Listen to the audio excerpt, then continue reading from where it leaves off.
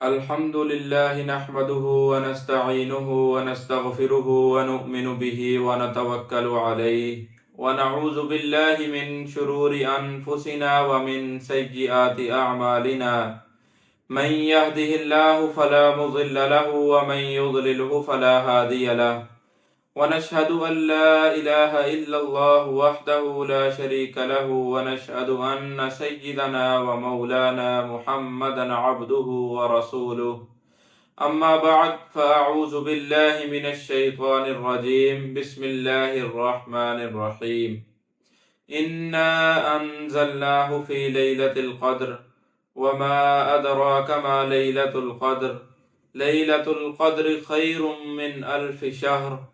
تنزل الملائكة والروح فيها بإذن ربهم من كل أمر. سلام هي حتى مطلع الفجر. صدق اللہ العظیم. تو پیچھے ہم نے شب قدر کی فضیلت پر بات کی تھی، تو آج ہم شب قدر کی تعیین کے بارے میں بات کریں گے کہ شب قدر کی تعیین آپ صلی اللہ علیہ وسلم نے کیوں نہیں کی. ہو سکتا تھا کہ آپ صلی اللہ علیہ وسلم اس کی تعیین فرما دیتے. تو تعیین نہ کرنے کی وجہ کیا ہے، اور تعیین نہ کرنے میں اللہ رب العزت کے مصالح کیا کیا ہیں؟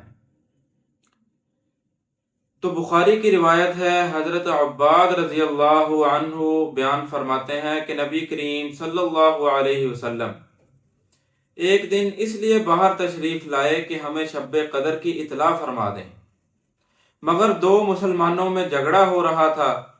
حضرت صلی اللہ علیہ وسلم نے ارشاد فرمایا کہ میں اس لیے آیا کہ تمہیں شب قدر کی اطلاع دوں، مگر فلاں فلاں شخصوں میں جھگڑا ہو رہا تھا، جس کی وجہ سے شب قدر کی تعیین میرے ذہن سے اٹھا لی گئی. کیا بعید ہے کہ یہ اٹھانا اللہ کے علم میں بہتر ہو. تو اس مبارک حدیث سے معلوم ہوا کہ آپس میں جھگڑا اس قدر برا عمل ہے کہ اس کی وجہ سے اللہ پاک نے نبی اکرم صلی اللہ علیہ وسلم کے قلب مبارک سے شب قدر کی تعیین اٹھا لی. یعنی کس رات کو شب قدر ہے مخصوص کر کے اس کا علم جو دے دیا گیا تھا وہ قلب سے اٹھا لیا گیا. شب قدر کیا ہے؟ شب قدر قدر وہ رات ہے جس کو اللہ رب العزت نے فرمایا کہ 1000 مہینوں سے بہتر ہے. تو اس جھگڑا کرنے کی وجہ سے اللہ رب العزت نے وہ رات اٹھا لی جو 1000 مہینوں سے بہتر ہے. تو جھگڑا کس قدر برا عمل ہے. تو اب اس کے اٹھانے میں اللہ رب العزت کی چند مصالح بھی ہیں اس میں. تو علماء کرام نے شب قدر کو پوشیدہ رکھنے میں چند مصالح بیان فرمائی ہیں. اول یہ کہ اگر تعیین باقی رہتی تو بہت سے تباہ لوگ جو ہیں دوسری راتوں کا اہتمام بالکل ترک کر دیتے، اور موجودہ صورت میں اس احتمال پر شاید آج ہی شب قدر ہو، متعدد راتوں میں عبادت کی توفیق نصیب ہو جاتی ہے. پہلی مصلحت یہ ہے. دوسری یہ ہے کہ بہت سے لوگ ایسے ہیں کہ جو معاصی یعنی گناہ کیے بغیر نہیں رہتے. تو تعیین کی صورت میں اگر باوجود معلوم ہونے کے معصیت کی جرت کی جاتی تو یہ بات سخت اندیشہ ناک تھی. اور تیسری مصلحت یہ ہے کہ تعیین کی صورت میں اگر کسی شخص سے وہ رات چھوٹ جاتی تو آئندہ راتوں میں افسردگی کی وجہ سے پھر کسی رات کا جاگنا بشاشت کے ساتھ نصیب نہ ہوتا. وہ شخص تو کہتا کہ وہ رات تو گزر گئی ہے، اب جاگنے کا فائدہ کوئی نہیں. بشاشت کے ساتھ رمضان کی چند راتوں کی عبادت شب قدر کی تلاش میں نصیب ہو جاتی ہے. چوتھی مصلحت یہ ہے کہ رمضان کی عبادت میں حق تعالی جل شانہ ملائکہ پر تفاخر فرماتے ہیں. اس صورت میں تفاخر کا موقع زیادہ ہے کہ باوجود معلوم نہ ہونے کے محض احتمال پر رات پر جاگتے ہیں اور عبادت میں مشغول رہتے ہیں، اور ان کے علاوہ اور بھی مصالح ہو سکتی ہیں۔ جھگڑے کی وجہ سے اس خاص رمضان المبارک میں تعیین بلا دی گئی اور اس کے بعد مصالح مذکورہ یا دیگر مصالح کی وجہ سے ہمیشہ کے لیے تعیین چھوڑ دی گئی۔ اس میں امت مسلمہ کے لیے خیر ہی خیر ہے۔ پھر آگے اللہ رب العزت فرماتے ہیں تنزل الملائکۃ والروح فیہا باذن ربہم من کل امر، کہ اس رات میں فرشتے اور روح القدس اپنے پروردگار کے حکم سے ہر امر کو لے کر اترتے ہیں۔ الملائکہ کے ساتھ الروح بھی فرمایا، جس سے جمہور علماء کے نزدیک حضرت جبرائیل علیہ السلام مراد ہیں، اس لیے ترجمے میں لفظ القدس اختیار کیا گیا۔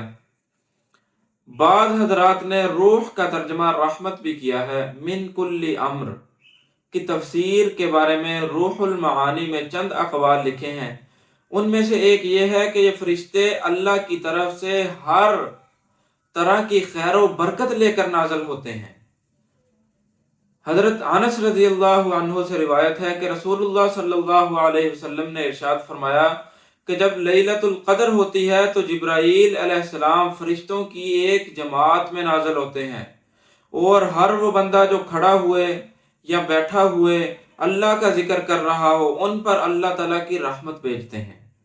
پھر جب عید الفطر کا دن ہوتا ہے تو اللہ تعالیٰ اپنے فرشتوں کے سامنے بطور فخر ان بندوں کو پیش فرماتے ہیں کہ اے میرے فرشتوں، اس مزدور کی کیا جزا ہے جس نے اپنا عمل پورا کر دیا ہو۔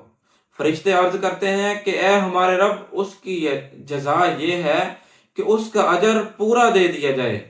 اللہ تعالیٰ کا فرمان ہوتا ہے کہ اے میرے فرشتوں، میرے بندوں اور میری بندیوں نے میرا فریضہ پورا کیا تو جو ان پر لازم تھا، اور اب گڑ گڑانے کے لیے نکلے ہیں۔ قسم ہے میری عزت و جلال اور کرم کی، کہ میرے علو و ارتفاع کی، کہ میں ضرور ان کی دعا قبول کروں گا۔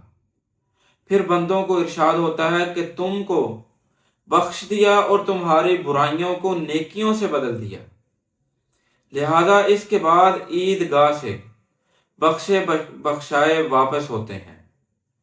تو اس سے معلوم ہوا کہ عید کا جو دن ہے وہ بھی ہمارے لیے بہت اہمیت رکھتا ہے۔ ہمیں چاہیے کہ ہم عید والے دن بھی زیادہ سے زیادہ عبادت میں گزاریں۔ حالانکہ آج ایسے ہوتا ہے کہ جیسے ہی عید آتی ہے تو نمازیں بھی چھوٹ جاتی ہیں، تو یہ بہت برا عمل ہے۔ عید کا دن بھی ہمارا عبادت کا دن ہے۔ اللہ تعالیٰ فرماتے ہیں کہ گڑ گڑانے کے لیے نکلے ہیں میرے بندے اور میری بندیاں۔ تو اللہ رب العزت عید کے دن ہماری بخشش فرماتے ہیں اور ہمارے گناہوں کو، کوتاہیوں کو نیکیوں میں تبدیل فرما دیتے ہیں۔ تو آج 18 رمضان المبارک ہے، انشاءاللہ 2 دن بعد اعتکاف بھی شروع ہوگا اور راتیں بھی شروع ہوں گی۔ آپ صلی اللہ علیہ وسلم نے فرمایا کہ شب قدر کو راتوں میں تلاش کرو۔ تو راتوں میں انشاءاللہ ہم شب قدر کو تلاش کریں گے۔ اللہ رب العزت سے بھی دعا ہے کہ ہمیں زیادہ سے زیادہ عبادت کرنے کی توفیق دے اور ہمیں شب قدر کی رحمتیں، برکتیں جو اس رات میں نازل ہوتی ہیں وہ بھی ہمیں نصیب فرمائے۔